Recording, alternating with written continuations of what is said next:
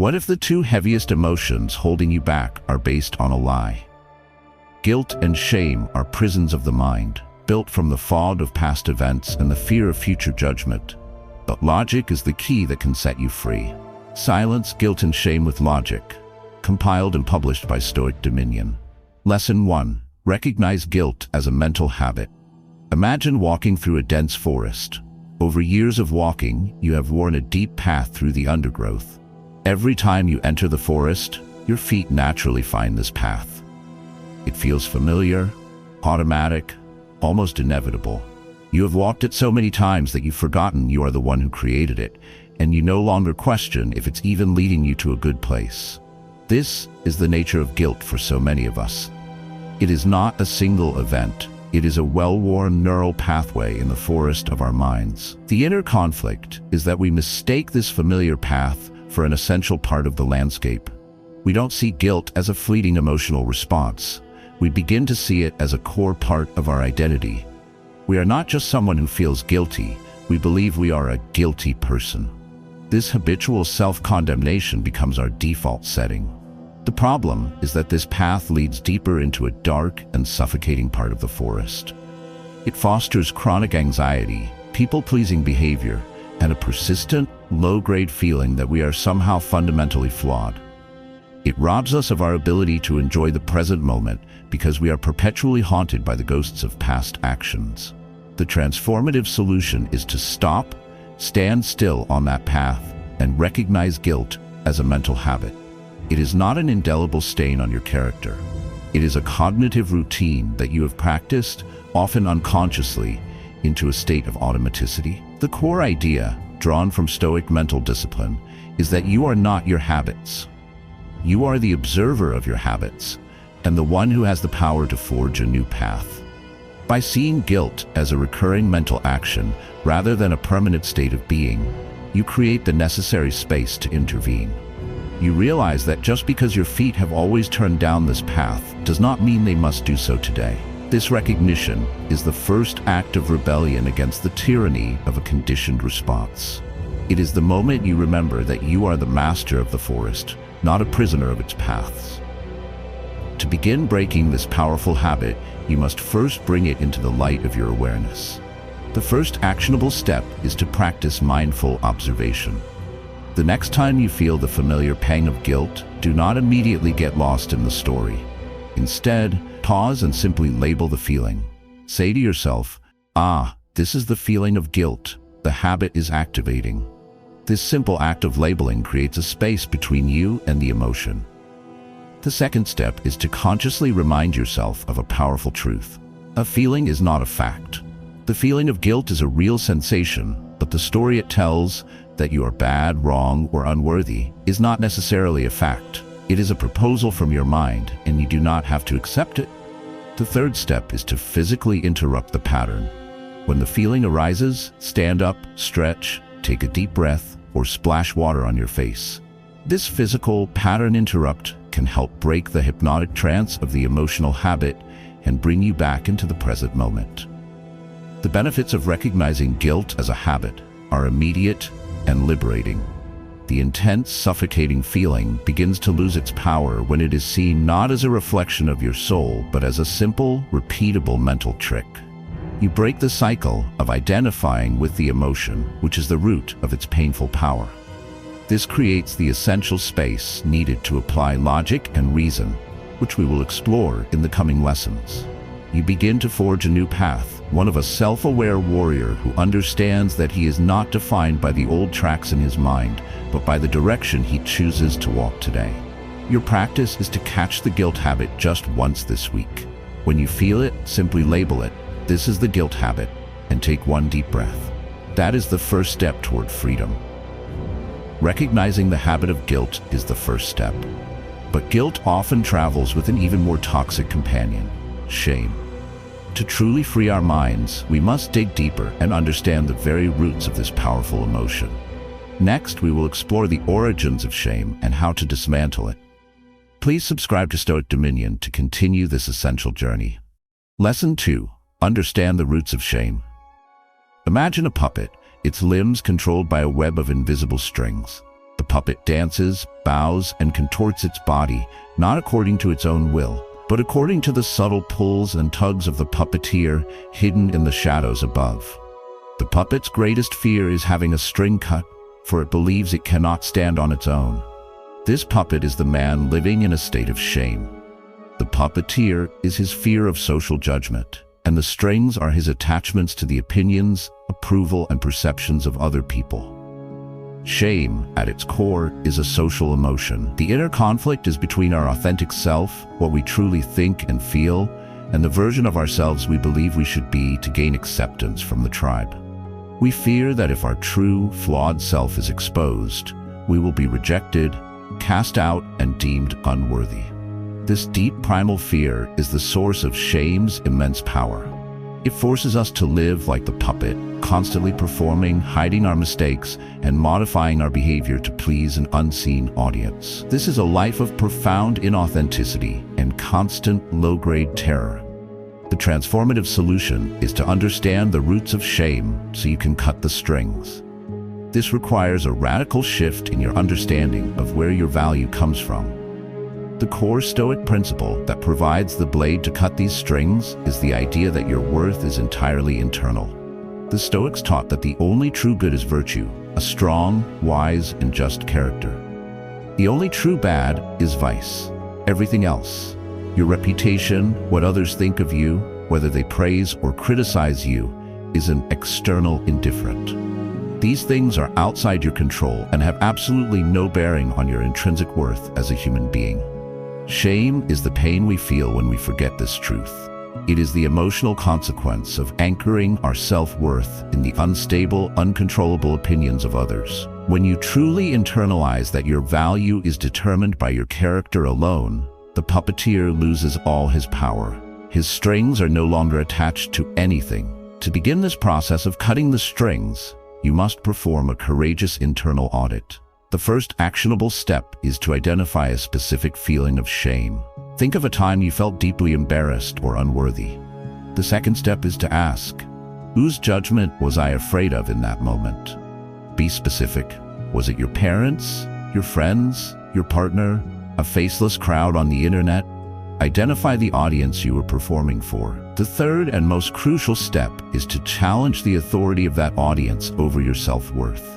Ask yourself the Stoic question: does this person's opinion have the power to change my actual character?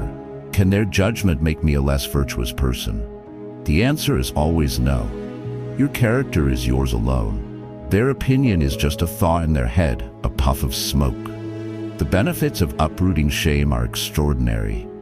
You will feel a profound sense of liberation, the freedom of the puppet whose strings have been cut.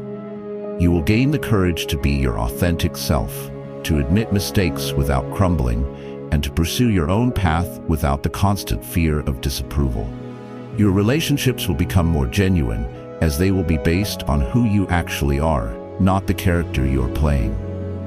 You reclaim the authority over your own life, becoming the sovereign of your own mind, instead of a servant to public opinion. Your practice is to think of one small thing you do out of a fear of social judgment. Make a conscious choice to do the opposite, or to simply stop doing it.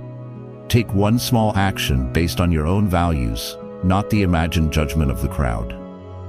Once we understand that guilt is a habit and shame is tied to external judgment, we possess the knowledge to begin dismantling them. The primary tool for this deconstruction is logic. Next, we will learn how to separate raw, emotional storytelling from objective, factual truth. Please like this video to support our community of modern warriors. Lesson 3. Separate emotion from objective truth. Imagine a detective arriving at the scene of a crime. The scene is chaotic. A bystander is screaming, pointing, and telling a wild, emotional story about what they think happened, full of speculation and panic. If the detective were to base his entire investigation on this hysterical eyewitness account, he would surely fail. A master detective knows his first job is to calmly and gently set aside the emotional witness and begin the meticulous work of gathering the cold, hard, objective facts. What time did it happen? What is the physical evidence? What do the camera recordings show? He must separate the emotional story about the event from the event itself. This is the inner conflict we face when we feel guilt or shame. The emotion itself is the hysterical witness, screaming in our minds. It tells us, "You are a terrible person. You have ruined everything. This is a catastrophe." The problem is that we believe the witness. We take their emotional, exaggerated story as a factual report. We become so caught up in the drama of the feeling that we lose all contact with the simple, objective reality of what actually occurred. The transformative solution is to become a detective of your own mind, to learn to separate emotion from objective truth. This is the Stoic practice of fantasia catalepticae, or objective representation. It is the discipline of stripping away your subjective judgments, your dramatic narratives, and your emotional interpretations from an event until only the bare, verifiable facts remain. The core idea is that our pain does not come from the facts of a situation, but from the story we weave around those facts. The facts are neutral. The story is what gives them their emotional charge. For example, the fact is, I forgot to call my friend on their birthday. The emotional story is, I am a horrible, selfish friend, and they probably hate me now. By learning to isolate the fact from the story, you can dramatically reduce the power of guilt and shame. You take the hysterical witness off the stand and put the objective evidence on trial instead. To become this mental detective, you must practice a three-step process of factual analysis. The first step, when you feel a wave of guilt or shame, is to take out a piece of paper and draw a line down the middle. On one side, write the heading, Objective Facts. On the other, My Emotional Story. The second step is to fill out the objective facts column as if you were a robot or a security camera. Use only neutral, sensory-based language. I said these specific words. I performed this specific action. This was the specific, measurable outcome. Be ruthlessly objective. The third step is to write down the emotional story in the other column. The story I am telling myself is that this makes me a bad person, that I should have known better, and that something terrible will now happen. By externalizing these two things side by side, their separation becomes undeniable. The benefits of this practice are immediate and profound. It is like turning on a bright light in a dark, scary room. The monsters of guilt and shame are revealed to be nothing more than misshapen shadows. This practice stops emotional spirals in their tracks, as it grounds you in reality rather than letting you get lost in catastrophic thinking. It allows you to address the actual event with clarity and reason, rather than being paralyzed by an exaggerated emotional drama. You become a master of your own perception, able to distinguish between what is real and what is merely a story.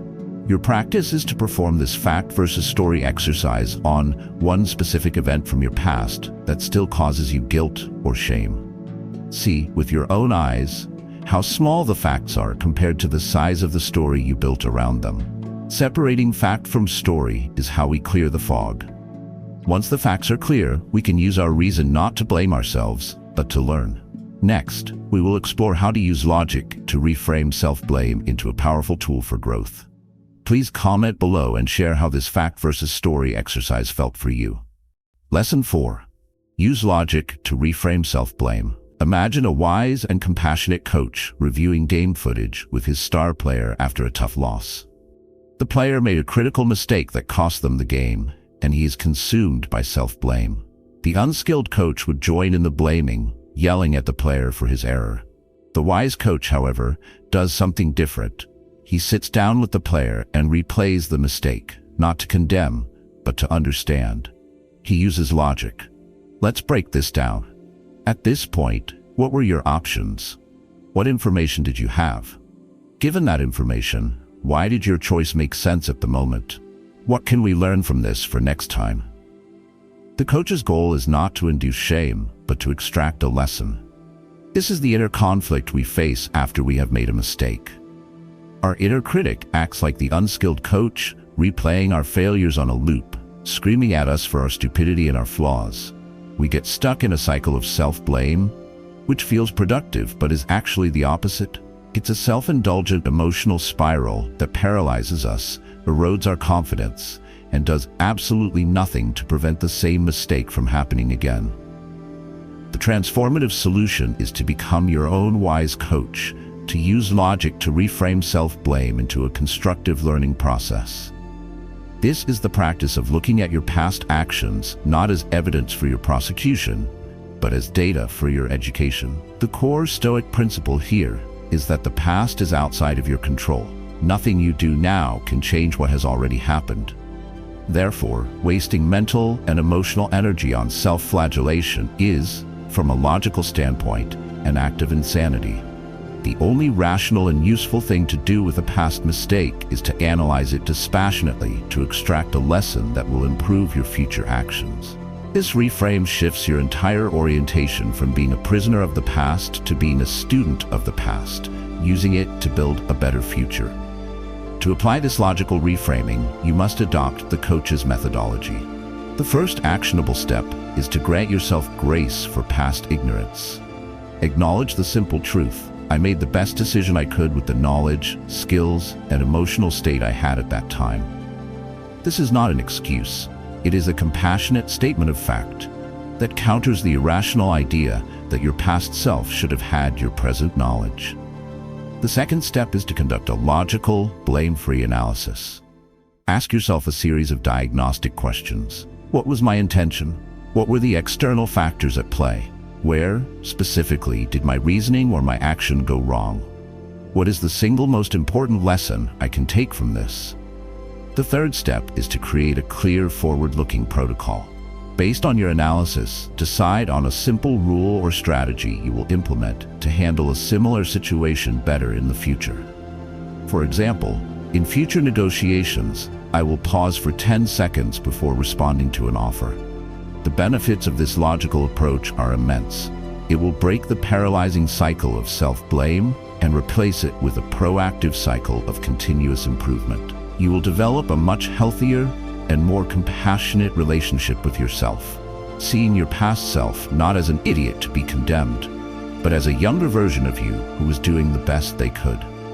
Your fear of making future mistakes will decrease, because you will know that any mistake is simply more data for your growth. You become a learning machine, relentlessly improving yourself based on evidence rather than being crippled by emotion. Your practice is to take one past mistake that you still blame yourself for. Go through the 3 steps, grant yourself grace, conduct a blame-free analysis, and create one forward-looking rule to apply in the future. Reframing self-blame with logic is a powerful tool. To make it our default setting, we must go deeper and replace our entire system of emotional judgment with one of clear reasoning. Next, we will explore this fundamental shift in mental governance. Please like this video to support our mission of building more logical and compassionate minds. Lesson 5. Replace judgment with clear reasoning. Imagine your mind as a courtroom. Every time you make a mistake or feel a pang of guilt, a trial begins. For most of us, this courtroom is a travesty of justice. The prosecutor is our inner critic, a passionate, eloquent, and ruthless lawyer who uses emotional language and speculation to make his case. The defendant is our past self who is given no competent defense. And worst of all, the judge is also the emotional prosecutor who immediately bangs the gavel and shouts, "Guilty," without ever hearing any evidence.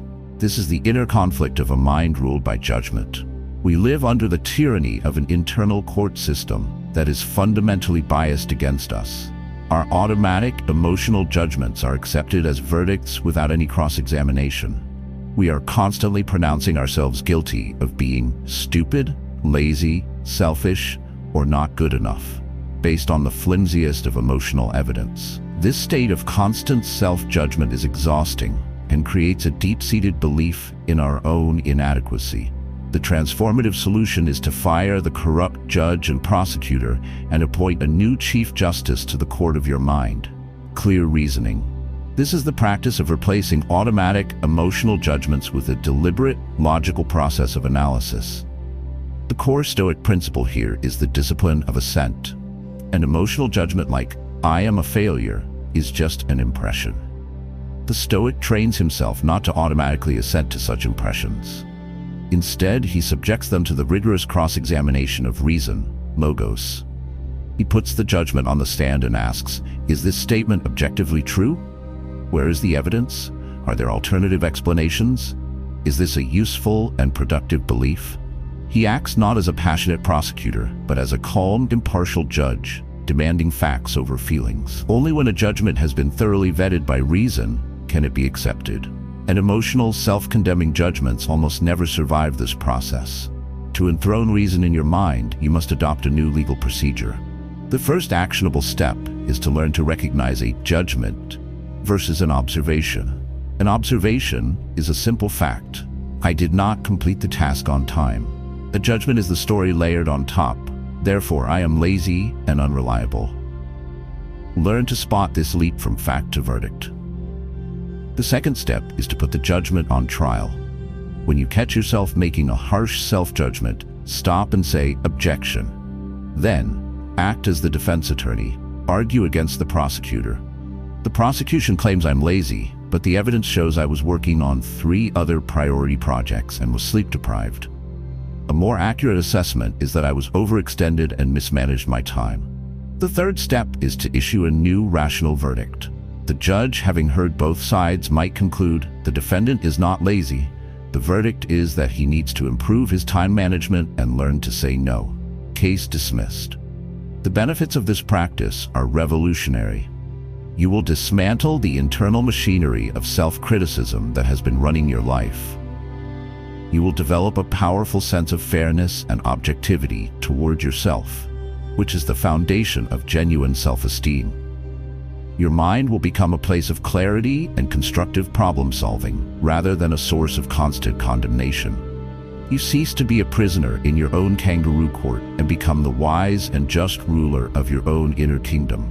Your practice is to catch one harsh self-judgment today, put it on trial, act as both the defense and the judge, and issue a new verdict based on reason, not emotion. Once our inner courtroom is governed by reason, we must protect its borders from irrational guilt, both from ourselves and others. This requires building strong mental boundaries. Next, we will learn how to build Stoic boundaries around your own conscience. If you're finding this guidance helpful, please subscribe to Stoic Dominion. Lesson 6. Build Stoic boundaries around conscience. Imagine your conscience, your sense of right and wrong, is a sacred, pristine garden. It is the source of your integrity and self-respect. In this garden, you cultivate the plants of virtue, courage, honesty, and discipline. Now, an unskilled gardener leaves the gates wide open. Weeds of irrational self-criticism can blow in and take root. Invasive species like the manipulative guilt trips planted by others can creep in and choke out the healthy plants. The inner conflict is that we often fail to protect this sacred space. We believe that a good conscience must be a sensitive and vulnerable one, always open to feeling guilty or ashamed. The problem with this open gate policy is that it makes our conscience unreliable. It can be hijacked by our own flawed emotional habits or by the agendas of other people. We start to feel guilty for things that are not our fault, or ashamed for things that are not objectively wrong, like prioritizing our own well-being. Our conscience, which should be our most trusted guide, becomes a source of confusion and pain. The transformative solution is to build Stoic boundaries around your conscience. This is the practice of becoming a wise and vigilant gardener for your own soul. It means consciously deciding what is allowed to take root in your garden and what must be treated as a weed and pulled out. The core idea is that a healthy conscience is not a sensitive one, but a rational one. Its purpose is to guide you toward virtuous action based on clear principles, not to torment you with irrational feelings. You must, therefore, build a fence of logic around it. This fence protects your conscience from 2 main threats: your own habitual, irrational guilt, the weeds from within, and the attempts by others to impose unearned guilt upon you, the invasive species from without. This boundary ensures that your conscience remains a clean, reliable instrument for navigating life with integrity. To build and maintain these boundaries, you must be a discerning gardener. The first actionable step is to define the principles of your garden. These are your core values. I am responsible for my own actions and emotions, not the actions and emotions of others. It is not selfish to prioritize my own well-being. My worth is based on my character, not on others' approval. These principles form the fence. The second step is to practice weeding. When you notice a thought of irrational guilt beginning to sprout, you must pull it out immediately by applying logic. I feel guilty for saying no, but my principle is that I am allowed to protect my time. This feeling is a weed. I will not water it. The third step is to guard the gate against external manipulation. When someone tries to make you feel guilty for a reasonable boundary you have set, recognize it for what it is. Mentally state, this person is attempting to plant a weed in my garden. The gate is closed. You do not have to be rude. You simply have to refuse to accept the guilt they are offering you. The benefits of building these boundaries are a profound sense of integrity and peace. Your conscience will become your most trusted ally, a clear and steady compass guiding you toward virtuous living. You will become immune to emotional manipulation, which will dramatically improve the health of your relationships. You will possess a quiet strength and self-assurance. The calm confidence of a gardener who knows his sacred space is well protected. Your practice is to identify one weed, one recurring, irrational, guilty thought that you frequently allow to grow in your garden. For the next week, every time you notice it, your job is to mentally label it as a weed and refuse to let it take root. Building boundaries protects our conscience. The final step is to integrate all these logical practices into a new way of being, one defined by a calm and disciplined detachment from these toxic emotions. In our final lesson, we will explore this ultimate state of freedom. Please share this video to help others protect their own gardens. Lesson 7. Practice emotional detachment through discipline. Imagine a scientist observing a volatile chemical reaction inside a sealed glass beaker. Inside the beaker, colors swirl, fumes rise, and energy is released in a chaotic, unpredictable display. The scientist, however, remains outside the beaker. She is not part of the reaction. She observes it with calm, detached curiosity. She takes notes, she learns from it, but her own state of mind is not disturbed by the chaos within the glass. Her detachment is what allows her to understand and manage the reaction with wisdom and skill. This is the final and highest form of emotional mastery. The chemical reaction is a powerful emotion like guilt or shame. The inner conflict is that we live our lives inside the beaker. We are consumed by the reaction. We identify with the swirling chaos, believing that it is us. We are not the scientist observing the shame. We believe we are shameful. This lack of detachment is the final barrier to freedom. As long as we are inside the beaker, we will always be at the mercy of the chemical reaction of the moment. The ultimate solution is to practice emotional detachment through discipline. This is the culmination of all our work. It is the ability to consistently place your conscious awareness outside the beaker, to become the calm, curious scientist of your own inner world. The core Stoic idea that encapsulates this state is apatheia, which does not mean apathy, but a state of being free from the control of disturbing passions. It is not that you no longer feel things, it is that your feelings no longer have the power to overwhelm your reason. This state is not a gift, it is the result of rigorous, daily discipline. It is the steadfast commitment to applying the logical tools we have discussed until they become your automatic response. You don't just use the tools, you become the master craftsman who embodies their logic. This final stage of integration is achieved through relentless practice. The first actionable step is to make your logical self-interrogation a daily habit.